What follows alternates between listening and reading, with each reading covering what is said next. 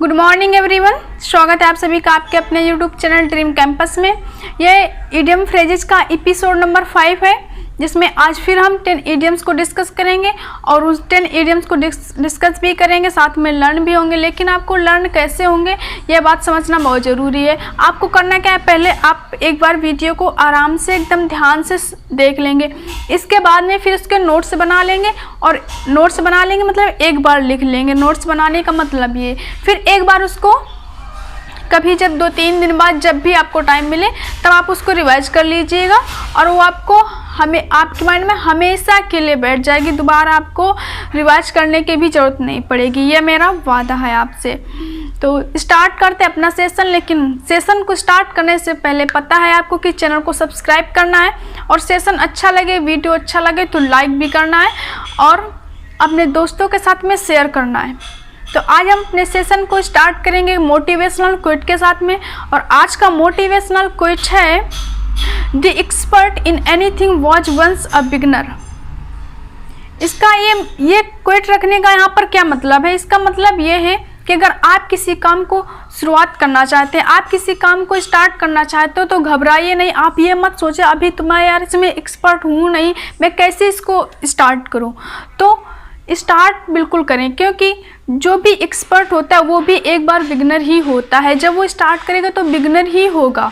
तो आप किसी भी काम को लिए, अपने पढ़ाई के लिए, किसी भी चीज़ के लिए आप जो करना चाहते हैं उसको आप बिल्कुल स्टार्ट कर दिए। अभी से स्टार्ट करें पूरे माइंड सेट के साथ में, प्लान के साथ में। और हाँ, स्टार्टिंग में गलतियाँ होती हैं तो उन गलतियों से सीखना बहुत ज़रूरी है। जो गलतियां होती हैं वह हमारी गलती नहीं होती, लेकिन अगर हमने गलतियों से नहीं सीखा वह हमारी गलती होती है।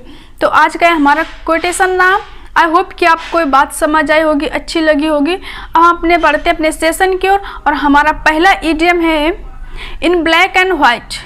इसका मतलब क्या होता है इन ब्लैक एंड वाइट? इसकी मीनिंग होती है इन रिटन। और इसको आप याद कैसे रखेंगे? इसको आप याद रखेंगे जैसे कि स्याही होती है, जो इंक होती है ब्लैक, पेपर होता है वाइट। जो भी चीज़ लिखी जाती है वो ब्लैक एंड वाइट में ही होती है, क्योंकि पेपर वाइट होता है और इंक अक्सर कर चीज़ें इंक ब्लैक इंक से ही लिखी जाती हैं। तो इन ब्लैक एंड वाइट का मतलब इन रिटन या इन प्रिंटेड। आई होप आपको समझ आया होगा। और अगला इडियम है हमारा इन अ फॉग। इन अ फॉग, अब आप सोचिए, आप माइंड में अपने एक इमेज क्रिएट करिए कि जब फॉग होता है तो आपको क्या चीज़ें समझ आती हैं? क्या आपको चीज़ें दिखती हैं? नहीं ना। मतलब जब फॉग है मतलब कोहरा इतना ज़्यादा है कि आपको कुछ दिख नहीं रहा है और आप कंफ्यूज हो रहे हैं। आप कंफ्यूज तो होगे ही कि आगे पता नहीं क्या है क्या नहीं है। तो इसका मतलब है इन अ फॉग का मतलब है कंफ्यूज्ड, मतलब नॉट एबल टू अंडरस्टैंड। आपको कुछ समझ ही नहीं आ रहा है कि आगे क्या है क्या नहीं है। तो इसका मतलब हुआ इन अ फॉग मतलब कंफ्यूज्ड। आई होप आपको समझ आया होगा। और अगला इडियम है हमारा ईगल आइड। ईगल आइड आपने टिकटॉक में कई बार सुना होगा, चिल की निगाह है मेरी। जी हाँ, उसी से आप इसको याद रख सकते हैं। ईगल आइड का मतलब होता है टू कीन आई, मतलब तेज नज़र। और अगला इडियम है कॉक एंड बुल स्टोरी। मुर्गे और बैल की स्टोरी, ये कैसा है? क्या कभी मुर्गे और बैल की स्टोरी कोई सच हो सकती है? मेरी समझ से तो नहीं हो सकती। क्यों? कई बार कहानियाँ सुनी होगी कि वो मुर्गा और बैल आपस में बातें करते हैं, मुर्गा उसके लिए ये काम करता है, बैल उसके लिए वो काम करता है। ये सब बनावटी हैं, ये सही नहीं है। तो इसका मतलब एक, जैसे आप स्कूल नहीं जाते हैं या होमवर्क नहीं करके ले जाते, फिर आप उसमें एक, जब टीचर पूछते हैं आपसे तो आप क्या करते हैं कि बहाना क्रिएट करते हैं, ऐसी स्टोरी बनाते हैं जो उसमें टीचर कभी बिलीव ही नहीं करते। तो वही है कॉक एंड बुल स्टोरी का मतलब made up story that one should not believe. I hope आपको समझ आ गया होगा। और अगला इडियम है टेक अ बैक सीट।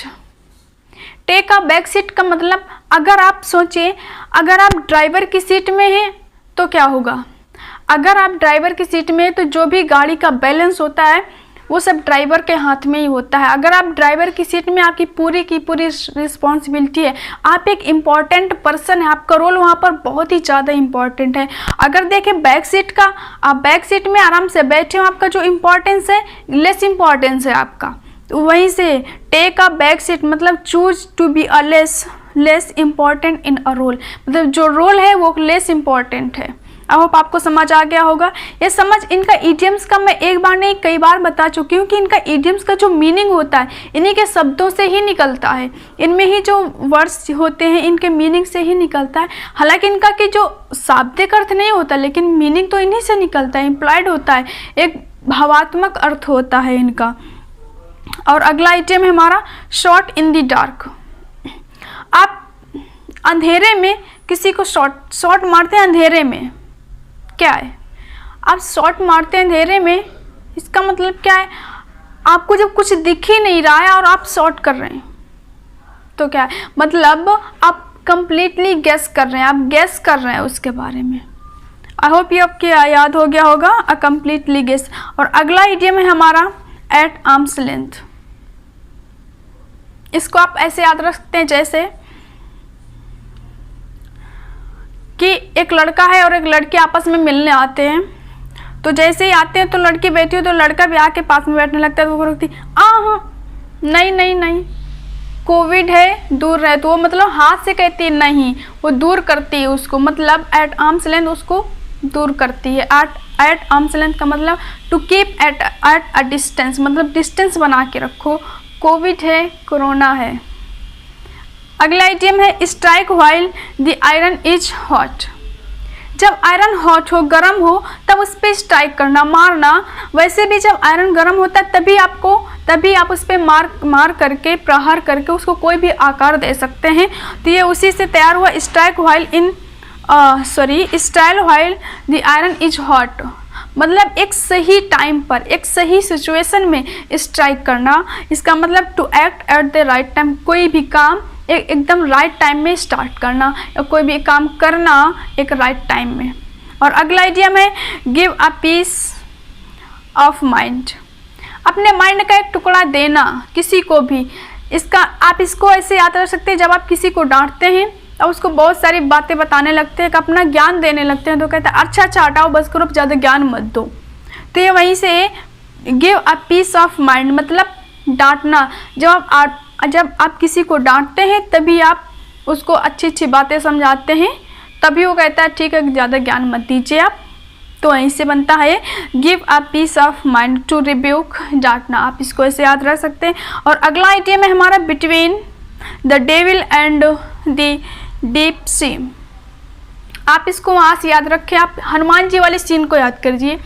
जब हनुमान जी जा रहे होते हैं लंका में, तो एक समुद्र में जब वो समुद्र पार कर रहे होते हैं, जब एक बीच में होते हैं गहरे समंदर के बीच में, तब एक वहाँ से एक डेविल, एक चुड़ैलिन, वो जो राक्षसीन होती है वो निकलती है और वो बोलती है मैं तुम्हें खा जाऊंगी। उस सिचुएशन में आप जो हनुमान जी हैं वो कहाँ पे हैं? एक तो डीप सी है इतना गहरा, ऊपर से डेविल, मतलब वो दो खतरों के बीच में है।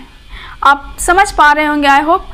तो आप इसको वहाँ से याद रख सकते हैं। Between the devil and the deep sea का मतलब बिटवीन टू डेंजर्स, मतलब दोहरे खतरे में होना।